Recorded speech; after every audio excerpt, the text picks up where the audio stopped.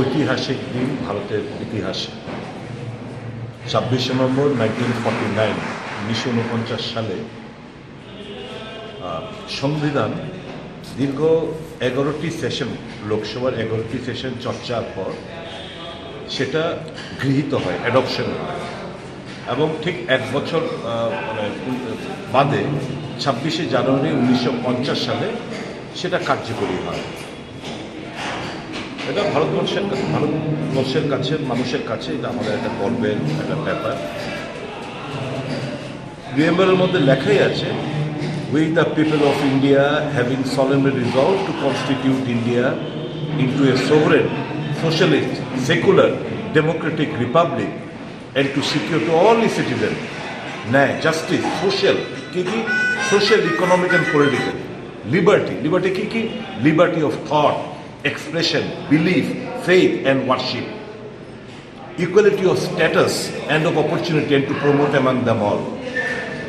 কিন্তু আজকে দুর্ভাগ্য আমরা দেখতে পাচ্ছি ভারতবর্ষ এই যে অধিকারগুলো আমাদের, liberty of thought, expression, belief, faith, worship, পূজা অর্চনা করা, যে তার মত প্রকাশ করা, স্বাধীনভাবে কথাবার্তা বলা, এইগুলোর মধ্যে হস্তক্ষেপ করতে শুরু করেছে এবং এগুলো কর্ম করতে শুরু করেছে। তো স্বাভাবিকভাবে আমরা, আমাদের দলের নেতারা, আমরা সবাই চিন্তিত। আমরা এই 7 দিন ব্যাপী, আজকে থেকে শুরু হচ্ছে 2 মাস ব্যাপী, একদম আজ থেকে জানুয়ারি মাসের 26 তারিখ পর্যন্ত এই 7 দিন ব্যাপী আমাদের সংবিধান রক্ষার যে অভিযান তা আমরা শুরু করতে যাচ্ছি আজ থেকে।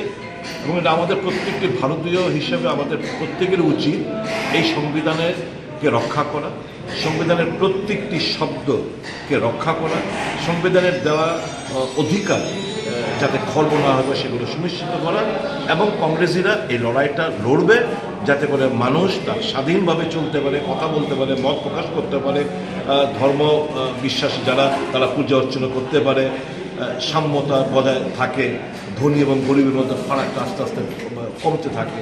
কিন্তু সব কিছু আমরা বিপরীত পথে দেখছি। কাজে এটা আমাদের কাছে চ্যালেঞ্জ। কংগ্রেসরা প্রতিজ্ঞাবদ্ধ যে আমরা এই সংবিধান আমরা রক্ষা করবই, এবং যার প্রেক্ষিতে আমাদের নেতা নির্বাচনে হার যে কী হলো না হলো, that is not our Outlook. We are fighting. আমরা লড়াই করছি একটা লক্ষ্যকে রেখে, আমরা লড়াই করছি মানুষের, আমরা লড়াই করছি সংবিধান অধিকার যেন প্রত্যেকটি মানুষ তার স্বাদ পেতে পারে, সেই লক্ষ্য রেখে আমরা লড়াইটা চালিয়ে যাচ্ছি। এদিনের